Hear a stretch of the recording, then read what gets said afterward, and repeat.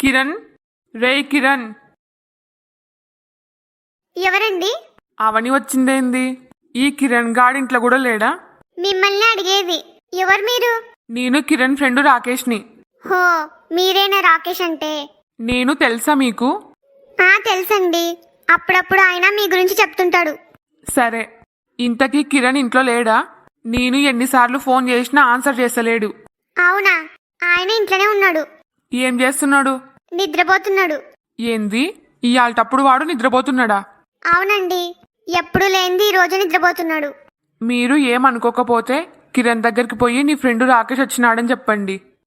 సరే. ఈ కిరణ్ గాడు అందరినీ బాధ పెడుతూ వీడు మాత్రం ప్రశాంతంగా నిద్రపోతున్నాడా? పాపం అంకుల్ ఎంత బాధపడుతున్నాడో. ఈ రోజు ఎట్లయినా సరే వీడికి నచ్చజెప్పనీక ట్రై చేయాలి.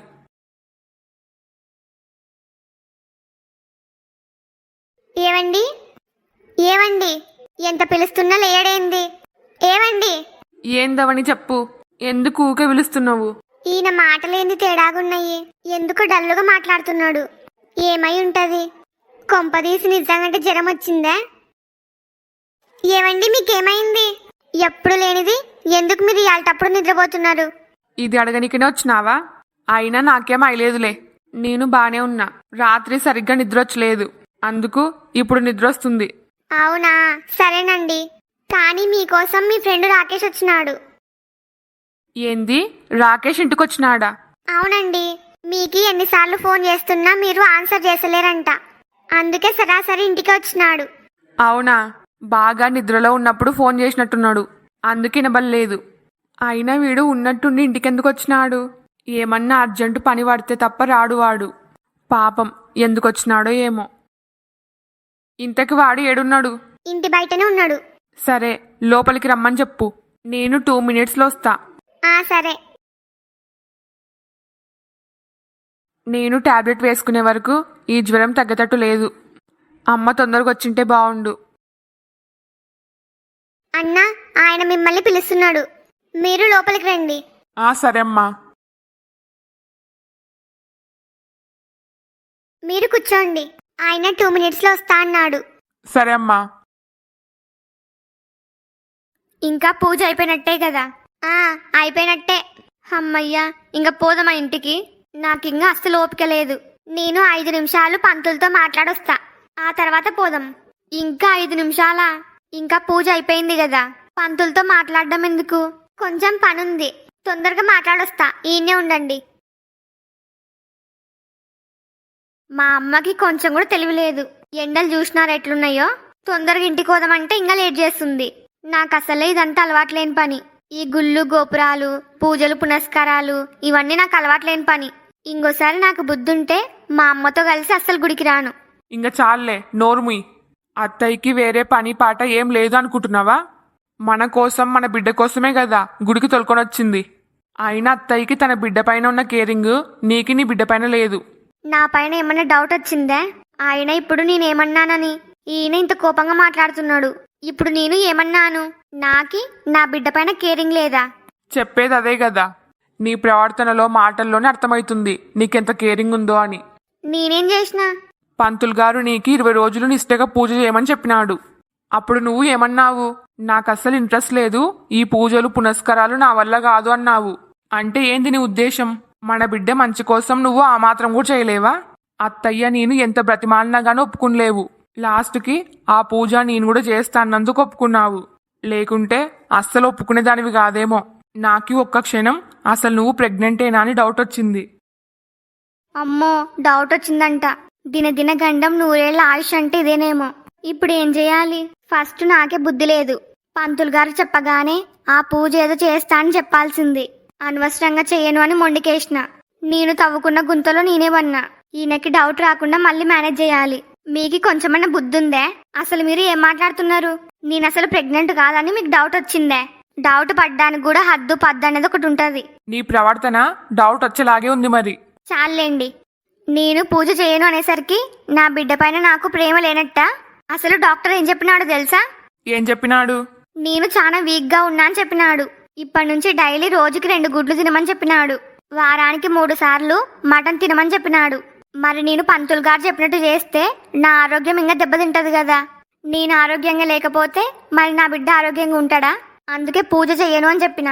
ఇదంతా మీకు తెలుసా? ఊకే నోటుకొచ్చినట్టు మాట్లాడుతున్నారు. సరే, రేపు మనం హాస్పిటల్కి పోతున్నాం కదా, ఆడ అన్ని టెస్టులు చేపిద్దాంలే. నువ్వు వీక్గా ఉన్నావో లేదో తెలిసిపోతుంది. మళ్ళీ ఇదొకటి ఉంది కదా, రేపెట్ట తప్పించుకోవాలో. ఈయన నన్ని హాస్పిటల్కి తొలకపోయే వరకు ఇష్టపెడతట లేడు. పూజ అయిపోయింది కదమ్మా, మీరింగా పోవచ్చు ఇంటికి. మీతో కొంచెం మాట్లాడాలి. చెప్పండమ్మా. నా కొడుకు కోడల గురించి మీకు తెలియందేం లేదు. వాళ్ళ పెళ్లి చేసిందే మీరు. నా కొడుకు ఇష్టం లేకుండా పెళ్లి చేసుకున్నాడు, అది కూడా మీకు తెలుసు. నాకి అన్ని తెలుసు. అసలు మీ భయం ఏందో చెప్పండి. ఏం లేదు పూజారి గారు, వాళ్ళిద్దరి జాతకం ప్రకారం వాళ్ళిద్దరికి పెళ్లి చేస్తే బాగుంటుందని మీరే చెప్పినారు. కానీ ఇప్పుడు వాళ్ళిద్దరిని చూస్తుంటే నాకు భయం వేస్తుంది. వాళ్ళిద్దరు విడిపోతారేమో అని. మీ భయంలో కొంచెం కూడా అర్థం లేదు. వాళ్ళిద్దరూ ఒకరి కోసం ఒకరు పుట్టారు. వాళ్ళది దేవుడు కలిపిన బంధం. ఈ ప్రపంచంలో వాళ్ళనెవ్వరు విడదీయలేరు. మీరు చెప్పేది నిజమా? 100% నిజం. మీరు భయపడాల్సిన అవసరం లేదు. వాళ్ళ మధ్యలోకి ఎంతమంది వచ్చినా వాళ్ళు మాత్రం కలిసిమెలిసి సంతోషంగా ఉంటారు. కానీ ఇంకో 2 నెలలు వాళ్ళు జాగ్రత్తగా ఉండాలి. ఇప్పుడు వాళ్ళ మధ్య గొడవలు, సమస్యలు, వాళ్ళిద్దరి మధ్య దూరం పెరుగుతుంది. కానీ మీరు భయపడాల్సిన పని లేదు. వాళ్ళ మధ్య వచ్చే సమస్యలు వాళ్ళ మధ్య దూరం పెంచడానికి కాదు, వాళ్ళని ఇంకా దగ్గర చేయడానికి ఉపయోగపడతాయి. మీరు దీని గురించి ఎక్కువ ఆలోచించొద్దు. ధైర్యంగా వెళ్ళిరండి, అంత మంచి జరుగుతుంది. సరే స్వామి, మీ మాటలు విన్నాక నాకు ధైర్యం వచ్చింది. వీలైతే మళ్ళీ నా కొడుకుని కోడల్ని గుడికి తొలుకొని వస్తా. సరే అమ్మా.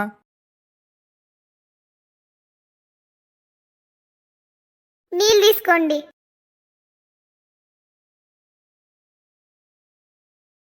ఇదిగోమ్మా. ఇదిగో ఆయన వచ్చినాడు. ఏంట్రా సరాసరి ఇంటికే వచ్చినావు? ఏమైంది?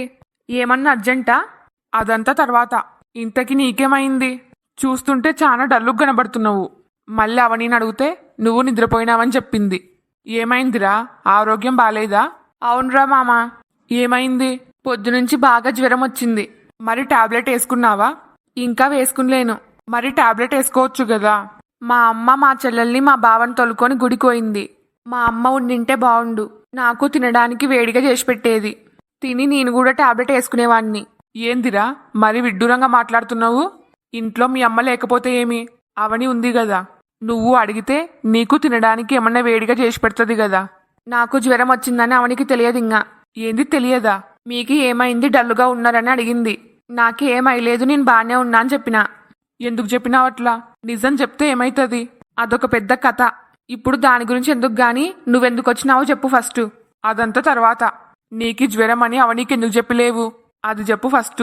వీలైనంత వరకు నాకు దూరంగా ఉండు అని అవని చెప్పింది.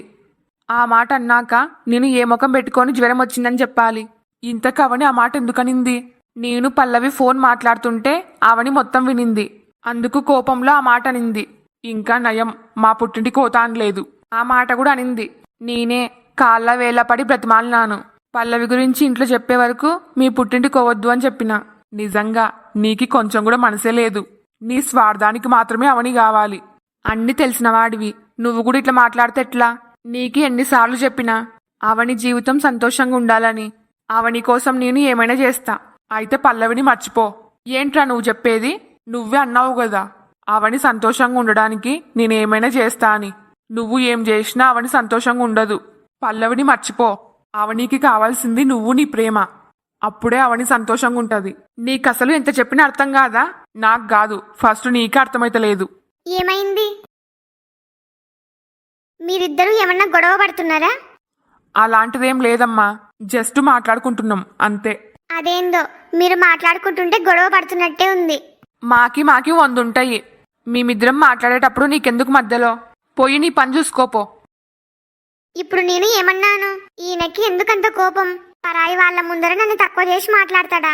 అసలు ఈయన కండ్లకు నేను ఎట్లా కనబడుతున్నా? అవని చెప్పేది నీకే. నీకేమైనా పనుంటే చూసుకోపో.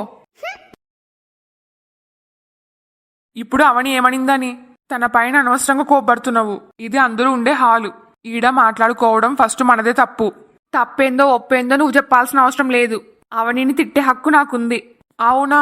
అవని పైన నీకేం హక్కు ఉందో చెప్పు. మెల్లో పేరుకు మాత్రమే తాళి కట్టినావు, కానీ నీ భార్య కాదు. పోనీ నువ్వు ప్రేమించిన అమ్మాయా లేదా మీ ఇంట్లో మనిషా పోనీ బంధువులా అసలు నీకు ఏం రిలేషన్ ఉంది అవనితోని నువ్వు భార్యలాగా యాక్సెప్ట్ చేయనప్పుడు నీకు తిట్టే హక్కు కూడా లేదు. ఇంతసేపు ఓ మాట్లాడినావు కదా, ఇప్పుడు మాట్లాడు. అయినా నీతో మాట్లాడి నా టైం వేస్ట్. చా అసలు నువ్వు వచ్చిన పనేంది? నువ్విప్పుడు చెప్తే వినే మూడ్లో లేవు. ముందన్న ఆరోగ్యం బాగాలేదు అంటున్నావు కదా, పోయి రెస్ట్ తీసుకో. అసలు వీడు ఎందుకు వచ్చినట్టు ఎందుకు పోయినట్టు?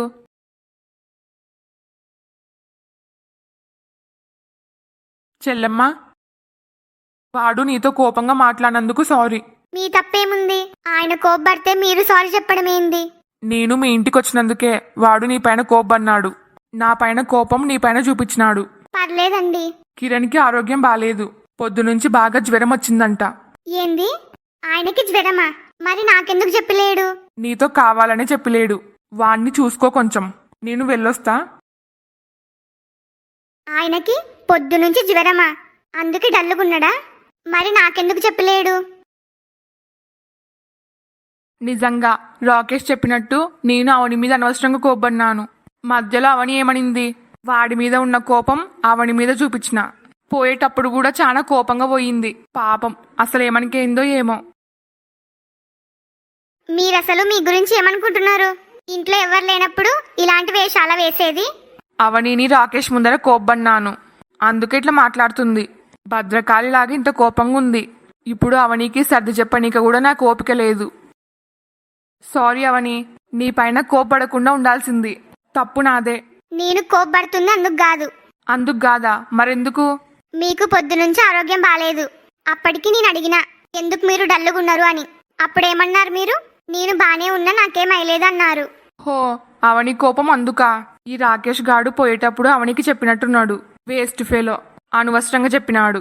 ఇప్పుడు చెప్పండి, నాకే అబద్ధం ఎందుకు చెప్పినారు? అసలు నీకు నిజం ఎందుకు చెప్పాలి? నువ్వే అన్నావు కదా నాకు వీలైనంత దూరంగా ఉండండి అని. అలాంటప్పుడు నా మంచి చెడు నీకెందుకు చెప్పాలి? ఈ రోజు పొద్దున నువ్వేమన్నావు? చీటికి మాటికి నా దగ్గరకు వచ్చి మాట్లాడొద్దు అన్నావు. అలాంటప్పుడు నాకు జ్వరం వచ్చిందని నీకు చెప్తే అది కూడా కావాలనే చేస్తున్నా అనుకుంటావు. అంటే ఏంది మీ ఉద్దేశం? నేను మరీ అంత మనసులేని దాన్నే? మీరు జ్వరం అని చెప్తే కూడా నేను అనుమానిస్తానా? నాకు తెలీదా మీ గురించి? మీరు కావాలని అబద్ధం చెప్తారా? కావాలని నాటకాలు ఆడతారా? నన్ను ఇంత అర్థం చేసుకున్నావు. మరి ఈరోజు పొద్దున ఎందుకు నాతో అంత రూడ్గా మాట్లాడినావు? నేను ఎంత బాధపడినానో తెలుసా? నేను మీకు వీలైనంత దూరంగా ఉండాలనుకున్నాను, అందుకు కావాలని అట్లా మాట్లాడినాను. కానీ మీరు చేసింది తప్పు. ఇంట్లో ఎవరు లేరు, మీకు ఆరోగ్యం బాలేదు, నాకు చెప్పాలి కదా. మీకు జ్వరం ఎక్కువైతే అత్తయ్యకి నేను ఏ సమాధానం చెప్పాలి? ఇంట్లో ఉండి కూడా నా కొడుకుని పట్టించుకునలేదు అనదా? మన మధ్య ఎన్ని గొడవలైనా ఉండొచ్చు, కానీ ఆరోగ్యం విషయంలో అవన్నీ పక్కకు పెట్టాలి. మీరు ఇంకెప్పుడు ఇట చెయ్యొద్దు. ఉండండి, మీకోసం వేడివేడిగా ఏమన్నా వండుకొని తెస్తా. తిని టాబ్లెట్ వేసుకుంటే కొంచెం బెటర్ అవుతుంది. నీకెందుకు అవన్నీ శ్రమ? ఇంకా కొద్దిసేపు ఉంటే అమ్మ వస్తుంది. వస్తే అమ్మ చూసుకుంటదిలే. నేననే దాన్ని ఒకదాని ఇంట్లోనే ఉన్నా కదా, ఏ నా చేత వండితే తినరా? అయ్యో, నా ఉద్దేశం అది కాదు. నీకెందుకు శ్రమ అని. అబ్బచ్చా, మరి నాకు ఆరోగ్యం బాలేనప్పుడు మీరెందుకు శ్రమ తీసుకున్నారు? నాకెందుకు సేవలు చేసినారు? అత్తయ్యకి చెప్పాల్సింది కదా. నీతో వాదించేంత ఓపిక నాకు లేదు. నీకు ఇష్టం వచ్చినట్టు చెయ్యి. ఈ అవని నాకు అస్సలు అర్థం కాదు. ఒక్కొక్కసారి ఒకలా ఉంటది. ఇదిగో తీసుకోండి. థ్యాంక్స్ అవని. మీ థ్యాంక్స్ నాకేం అవసరం లేదు. ఫస్ట్ తినండి, నేను పోయి టాబ్లెట్ తీసుకుని వస్తా. సరే.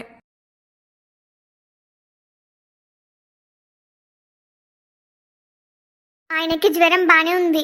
నాకు పొద్దున్నే చెప్పింటే అయిపోతుండే. ఈ పాటికి జ్వరం కొంచెమైనా తగ్గుతుండే.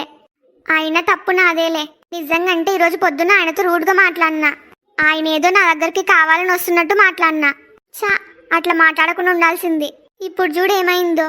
రాకేష్ అన్న చెప్పినందుకు సరిపోయింది, లేకపోతే ఆయన ఎంత ఇబ్బంది పడేవాడో. అత్తయ్య కూడా మస్తు బాధపడేది. చా, ఇంకెప్పుడు ఆయనతో రూడ్గా మాట్లాడకూడదు. హలో ఫ్రెండ్స్ అందరికీ, ఈ వీడియో మీకు నచ్చిందా? నచ్చితే లైక్ చేయడం మాత్రం మర్చిపోవద్దు. అట్లనే మీ ఫ్యామిలీ అండ్ ఫ్రెండ్స్ కి వీడియోని షేర్ చేయండి. ఈ స్టోరీ యొక్క రాబోయే మిగతా పార్ట్స్ కోసం మా ఛానల్ ని ఇప్పుడే సబ్స్క్రైబ్ చేసుకోండి. వీడియోకి హైప్ చేయడం మాత్రం మర్చిపోవద్దు. మీరు హైప్ చేయడం వల్ల నా వీడియో ఇంకా ఎక్కువ మందికి రికమెండ్ అవుతుంది. అందరికీ సారీ, నాకు నిన్న హెవీ వర్క్ వల్ల వీడియో పోస్ట్ చేయలేకపోయినా. వీడియో కోసం వెయిట్ చేసి ఉంటే I'm really very sorry. Me feedback ని కామెంట్ చేయండి. నాకు సపోర్ట్ చేయొచ్చు కదా please. Thanks for watching. By by.